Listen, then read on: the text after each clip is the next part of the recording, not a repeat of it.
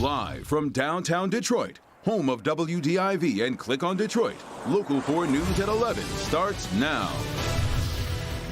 In the final hours of campaigning, both President Trump and Joe Biden making their final pitch to voters before the polls open just hours from now. Tonight, President Trump is returning to Grand Rapids, where he ended his winning 2016 campaign. His rally in West Michigan coming just about 8 hours before the polls open here in Michigan. Mara McDonald live in Grand Rapids on a very chilly night, but thousands of Trump supporters have been waiting for hours long ago that they were lining up, Mara. Devin, 7 a.m. Some of these people have been here since 7 a.m. And you're right, it's cold. The vice president is on stage right now. We are told that Air Force One is in the air on its way back here. The Trump campaign has been zigzagging through the Great Lakes all day today. The president finishing out speaking in Wisconsin and now flying here for his final rally of the 2016 campaign. I'll tell you what, it's very much a deja vu situation. It was 2016 in Grand Rapids, another late night rally for the Trump campaign on election eve. We're seeing the same thing tonight. The vice president really cheered up the crowd here just moments ago. Take a listen. But we're here tonight for the same reason you are. For one reason and one reason only. And that is that Michigan and America need 4 more years of President Donald Trump in the White House. It's on, and the road to victory goes straight through Michigan. Devin, Kimberly, not sure if you guys can hear me right now because my cell phone just died. We're having cell signal problems because it is so busy right out here. But I can tell you we're anticipating Donald Trump to land here in probably another 20 or so minutes. We'll keep you updated on the situation here on the ground in Grand Rapids. We're live at the Gerald R. Ford International Airport. I'm Mara McDonald. Back to you. You got it, Mara. We will check back with you shortly. All right, well, meanwhile, the president's challenger, former Vice President Joe Biden, spent the day campaigning in the battleground Commonwealth of Pennsylvania. Biden finished the night at a drive-in rally at Heinz Field with Star Power being joined on stage by Lady Gaga. One more day to show who we are once again. Tomorrow, we can end the presidency that has divided this nation. Folks at home would know. Tomorrow we can put an end to a presidency that has failed to protect the nation.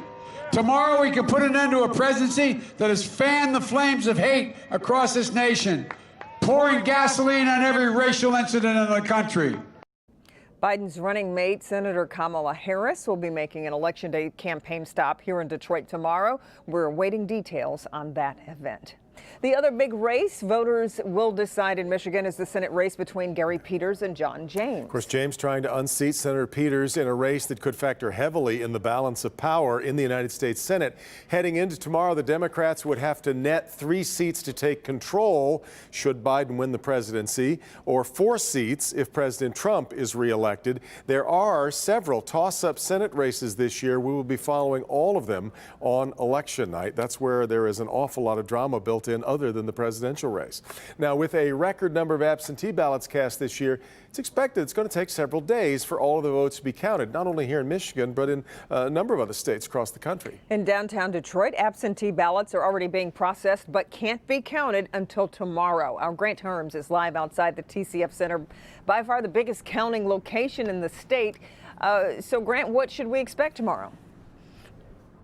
Well, today, election workers got a jump on processing those ballots. They were able to work for 10 extra hours from 10 a.m. to 8 p.m. today, but election officials still say it will take a little longer to count our results in spite of that head start. County Board 40, you have ballots.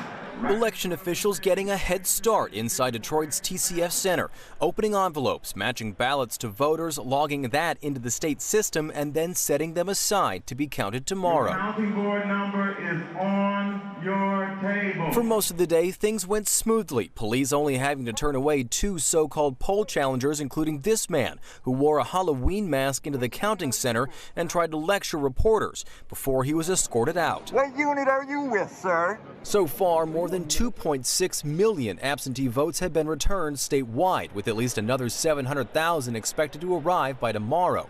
Among the major concerns, problem ballots that may be rejected.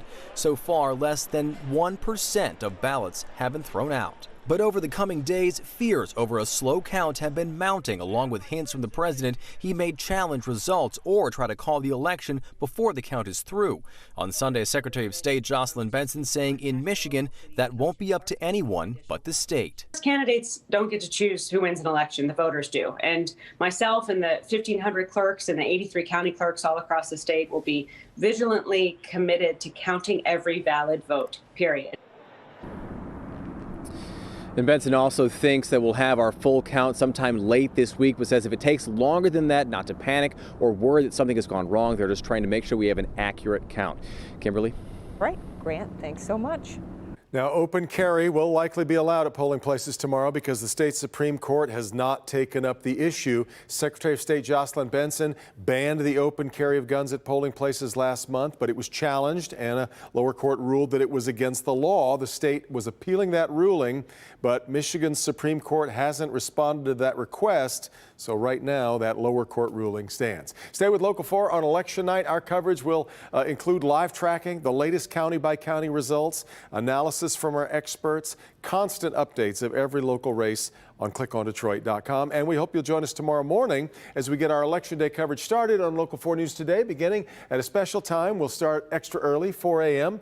Secretary of State Jocelyn Benson will be joining Evrod and Rhonda at 6:30 a.m. talking about election security and when she anticipates all the votes being in. And then Governor Whitmer will be joining them at 6:45 as we get started on what will be a very busy morning and day. Busy indeed. Yeah. Let's go ahead and check out our Election Day forecast too with Ben. Ben, yesterday we had snowflakes, so let's opt for anything warmer than that. Yes, this is the easy part of Election Day. Is the weather is not going to be a problem for us. The only thing you have to be concerned with are for early voters. If you plan to be there when the polls open, just be prepared to bundle up. They say make a plan to vote. Well, make a plan to stay warm tomorrow morning for folks who are headed out early. We will be seeing plenty of sunshine, but when we get started, that 7 a.m. temperature there, mid-30s, not going to be in the 50s till lunchtime. We will hit that mid-50s for highs, and the winds are going to be a lot lighter than they have been, just out of the west at 5 to 10 miles an hour. So Election Day is looking good. There is a warming trend coming up, and we'll talk about how high those numbers are going to go. Rain chances are going to hold off for a while. We'll see when they finally return to southeast Michigan when we see you again in a few minutes. Thanks. All right, Ben. Today, the state reporting more than 6,700 new cases of the coronavirus over the past 48 hours. The two-day total includes an additional 17 deaths. Every Monday, the state releases its weekly report on outbreaks in schools, and today reported 45 new outbreaks, including 17 schools in Wayne County. We have the entire list of schools with active cases on our website, clickondetroit.com. Other headlines today was the first day restaurants were required to keep track of the names and numbers of customers dining in. The requirement was part of new restrictions issued last week by the state health department. Still ahead, a homeowner is nearly hit head-on while shoveling snow off his driveway. That's some pretty dramatic video showing the moment the teenage driver lost control of his SUV. Coming up. A terror attack overseas includes multiple gunmen targeting different locations of Vienna. What authorities are revealing about the attack that unfolded near a synagogue. Priya. Instead of testing for the coronavirus, there's a sign here saying the entire mobile unit was stolen, and now the hunt is on for the thieves who stole this life-saving facility.